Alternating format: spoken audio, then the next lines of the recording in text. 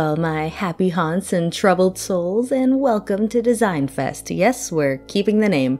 What is Designfest? Well, it's a monthly challenge I made up in which you redesign a character of yours, or maybe a friend's, with permission, of course. Each day has a theme to follow, or at least to kind of stick close to. You can keep important elements of a character like their beauty marks, color schemes, at least most of the time, and that sort of thing. The main point is just to play around and have fun with it. Maybe try something new, who knows. So, day one's theme is Grinning Ghosts. The main aspects of today are to redesign your character as a ghost and try to reflect how they died. So last year I had Ash sacrificed in some occult ritual. This year I may or may not have made her Marie Antoinette. Okay, I may have a tiny obsession with older fashions, just don't judge me, okay? So I know I kind of did the whole beheading thing last year with Crow, but I really wanted to do another one. Don't worry, I don't go super graphic. I try to keep all the gore to a minimum since we have children present. But I've been wanting to do the whole beheaded Marie Antoinette Rococo theme for so long, I can explain. I know that's really oddly specific. So one of my favorite artists ever is Voltaire. If you remember the Grim Adventures of Billy and Mandy, he did the opening song for the movie and he did the Brain song. If you like Halloween-themed stuff, you'll like him. But he has a song called Headless Waltz, in which he has a section on Marie Antoinette since, spoiler alert, she died in the French Revolution by a guillotine where she lost her head. In the song, he tells her love the pearls, they'll make a great tourniquet, and they proceed to, lop her head off. So ever since, middle school, when I heard this song, I wanted to draw a Rococo-themed character with pearls on her neck who lost her head. I swear I'm not a psycho, I just really like his music. Let me tell you, dirtiest song that ain't, that's a good song. But I figured now's probably the best time to do it, and since Ash is kinda rich and acts like nobility all the time, it's a good fit, right? So I wanted to do this last year, but the beheading thing really worked better with Crow's design, so, here we are. I tried to keep the design a bit simple since Rococo fashion can get a little insane.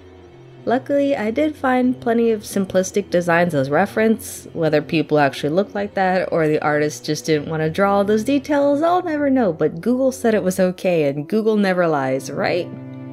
I tried to reflect her normal design as much as I could while staying close to the Rococo fashion, so I gave her big feathers in her hair and made those fade out into yellow to mimic her normal hairstyle. I gave her these crisscross sashes to mimic her belts, and I tried to follow the general shape of the tail in her ghost tail. I don't know what to call it. Fun fact on Ash's design, the shape of her hair and her tail are actually made to mimic Japanese calligraphy. Like a tapered brush stroke. I thought it'd be a nice touch since, she is British, but she's a kitsune, which is Japanese. I thought it was neat. But, I also took her color scheme and made it a bit more pastel to resemble Rococo fashion a bit more. I know there were dresses with more saturation or that were darker than what I did here, but it just didn't really seem to work.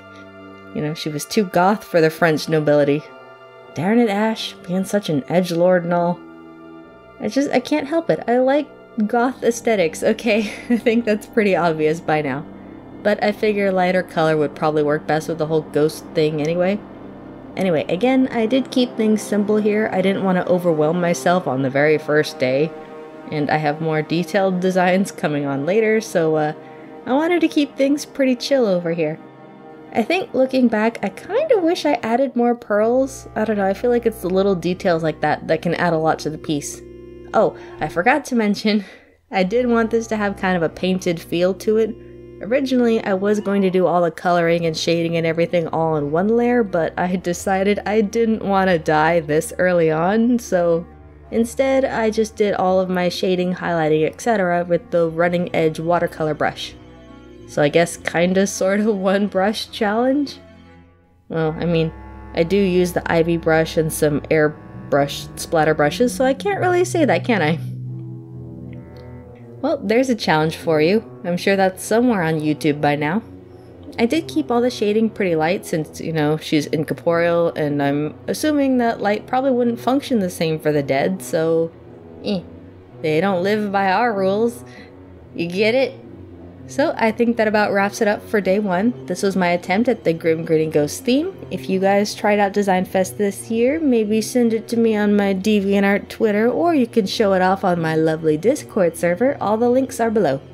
Well, I hope you guys have a scary time of year, and I'll see you goblins and ghosts next time. Farewell and happy Halloween to all.